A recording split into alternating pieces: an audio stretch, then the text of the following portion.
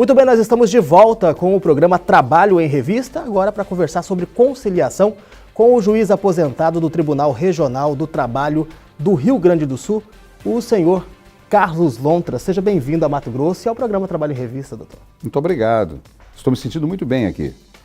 Bom, nós vamos falar sobre conciliação. Há de haver uma mudança de cultura, principalmente na questão de conciliar.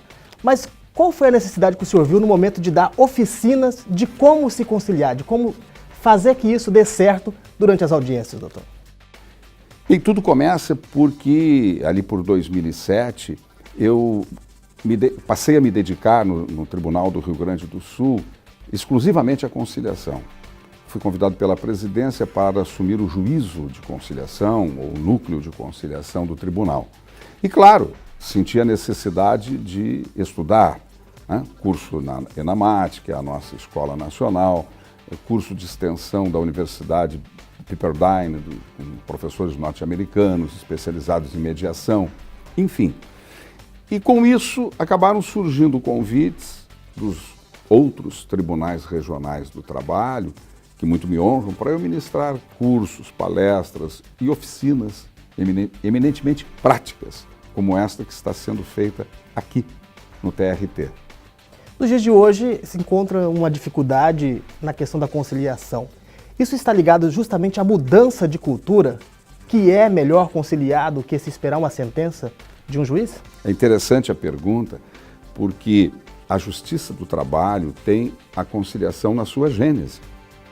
A CLT determina que o juiz empregue seus bons ofícios e persuasão na solução conciliada do conflito. E apenas em não havendo o acordo é que o juiz deverá decidir, sentenciar. No entanto, nós encontramos algumas dificuldades, a começar pelos operadores do direito, em geral, que são preparados pelas nossas faculdades para litigar e não para conciliar. E dificuldade com as próprias partes, que têm uma expectativa maior, muitas vezes, do que a própria realidade, e têm como cultura a solução pelo juiz, a solução via sentença. Quando a conciliação, na maioria das vezes, é uma forma de prestação jurisdicional muito mais eficaz. Há técnicas dessa mediação da conciliação para que haja um efeito, para que surta um efeito durante as audiências, doutor? Sim, sim. Como muitas outras coisas, a conciliação é uma competência do conciliador, que envolve conhecimentos, habilidades, atitudes, e que, portanto, se pode desenvolver. Essas oficinas trabalham com juízes, com servidores conciliadores, no sentido de, através da reflexão, da troca, do estudo, enfim, se desenvolver essa competência para conciliar, que é tão importante. Eu não vou pedir que o senhor conte o segredo da oficina do senhor, mas você pode nos citar pelo menos duas técnicas que a gente possa dar como exemplo para quem está em casa. Ela é eminentemente prática, né? Então, tem uma exposição dialogada, com base em estudos de casos concretos, né? E também se projetam audiências reais gravadas para analisar, para debater, e depois se fazem algumas simulações, com TV gravando, como aqui, só que para circuito interno, né?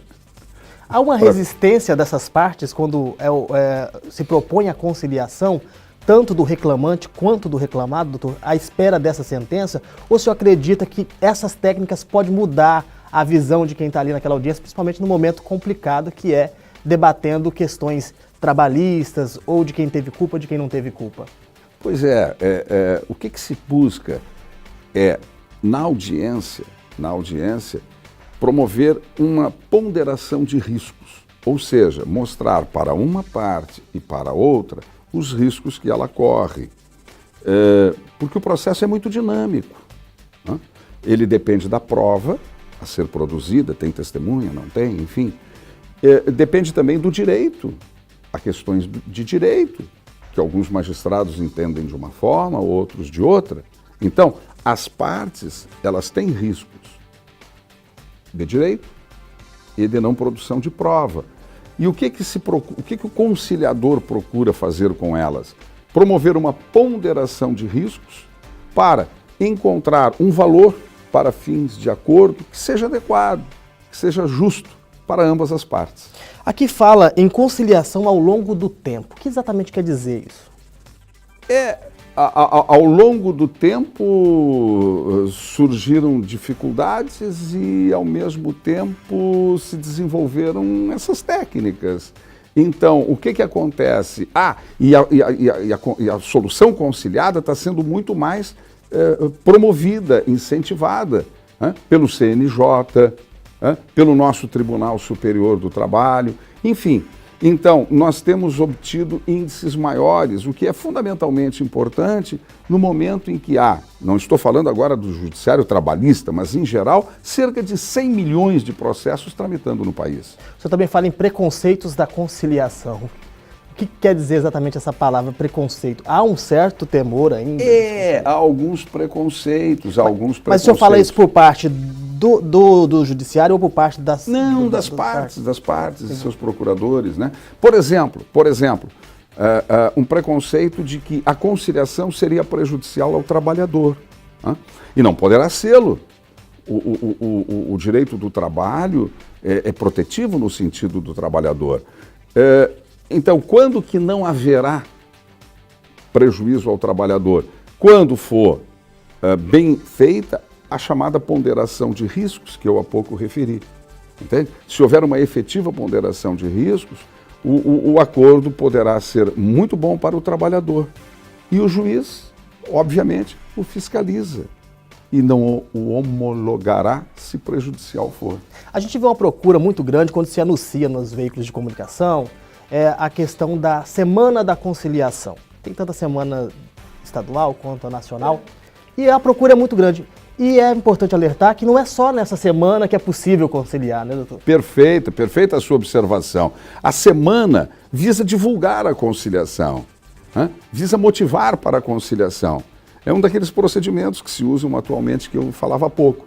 Mas é preciso que as partes saibam que o processo judicial trabalhista ele pode ser conciliado a qualquer momento, inclusive lá quando já estiver em fase de execução. E o desgaste é bem menor, porque não há aquela questão de recorrer da sentença. Sim. O custo se torna menor tanto para quem está sendo processado quanto para o processante. É importante, então, conciliar. E hoje há mecanismo, principalmente por meio da internet, que você também pode manifestar interesse. É uma solução mais rápida, mais justa, porque é construída pelas partes, e mais eficaz. Porque, às vezes, sabe como é? Lamentavelmente, as sentenças acabam não podendo ser executadas. E o juiz pode propor isso a qualquer encontro, qualquer audiência, até mesmo... E as partes podem requerer também. Bom, eu quero agradecer a presença do senhor aqui, principalmente no nosso programa e também em Mato Grosso. Espero que o senhor tenha se sentido em casa aqui no estado. Perfeitamente em casa. Muito obrigado. Eu vou deixar aqui aberto para o senhor poder fazer as considerações finais e suas duas palavras.